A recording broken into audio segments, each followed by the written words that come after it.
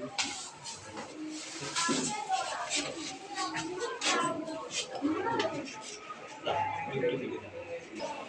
আলাইকুম রহমতুল্লাহি ওয়া বারাকাতুহু। আমি মোহাম্মদ জাকারিয়া বলছি সাগলাইয়া মডেল স্কুল অ্যান্ড কলেজ থেকে।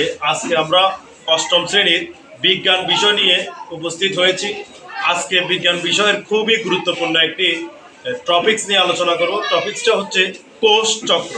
কোষ চক্রটি হচ্ছে মানব জীবনেরও একটি গুরুত্বপূর্ণ অংশ, আর এটি সবচেয়ে গুরুত্বপূর্ণ হওয়ার কারণ হচ্ছে এখানে মাইটোসিস কোষ বিভাজন ঘটে, যেটা মানব জীবনের খুবই গুরুত্বপূর্ণ একটি কোষ বিভাজন। আর আমরা আজকে শুরু করব যে ইন্টারফেস পর্যায়ে।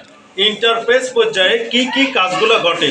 ইন্টারফেস পর্যায়ে প্রথমে G1, G2, M পর্যায়ে, S পর্যায়ে, মোট 4টা পর্যায়। 4টা পর্যায়ের মধ্যে G1 হচ্ছে কোষ বৃদ্ধি, G2 হচ্ছে মাইটোসিস প্রস্তুতি, S হচ্ছে ডিএনএ প্রতিলিপন, যেটা এই চিত্রের মধ্যে আছে। কোষ চক্র কিভাবে কাজ করে এটা আমরা দেখব।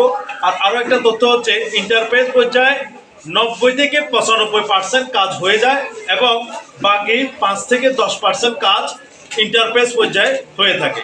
আমাদের ছাত্ররা এসে এই চক্রের মূল সংজ্ঞাগুলা, কাজগুলা বুঝিয়ে যাবেন। প্রথমে আসবে আমাদের ছাত্র আবু বক্কর। আসসালামু আলাইকুম। আমি সাগলাইয়া মডেল স্কুল অ্যান্ড কলেজের অষ্টম শ্রেণীর একজন শিক্ষার্থী। আজকে আমাদের বিজ্ঞান ক্লাসের একটি গুরুত্বপূর্ণ বিষয় কোষ চক্রের কার্যক্রম সম্পর্কে কিছু কথা বলবো। যে কোষ থেকে কোষ বিভাজন শুরু হয় তাকে মাতৃকোষ বলে, এবং যে নতুন কোষ সৃষ্টি হয় তাকে অপত্য কোষ বা কন্যা কোষ বলে। যে চক্রের মাধ্যমে মাতৃকোষ সৃষ্টি, এর বৃদ্ধি এবং পরবর্তীতে বিভাজিত হয়ে দুটি অপত্য কোষের সৃষ্টি হয় তাকে কোষ চক্র বলে। এই পর্যায়ে আসবে আমাদের ছাত্র মেহরাজ হোসেন। আসসালামু আলাইকুম, আমার নাম মেহরাজ। আমি সাগলাইয়া মডেল স্কুলের অষ্টম শ্রেণীর একজন শিক্ষার্থী। আজকে আমাদের বিষয় হলো কোষ চক্রের কার্যক্রম। কোষ চক্র প্রধানত দুটি ভাবে বিভক্ত।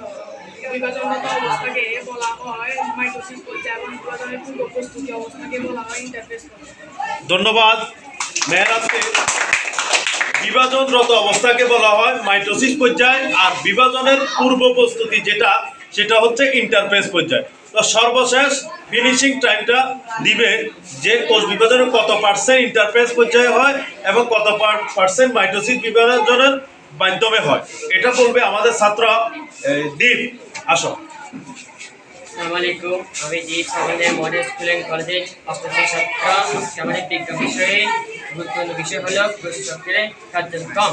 কোষ চক্রের প্রায় 90 থেকে 95% সময় ব্যয় হয় ইন্টারফেস পর্যায়ে, আর বাকি 5 থেকে 10% সময় ব্যয় হয় মাইটোসিস পর্যায়ে। কোষ চক্রের বিভাজনের পরে কোষের কষ্ট হলো G1, G2 এবং S।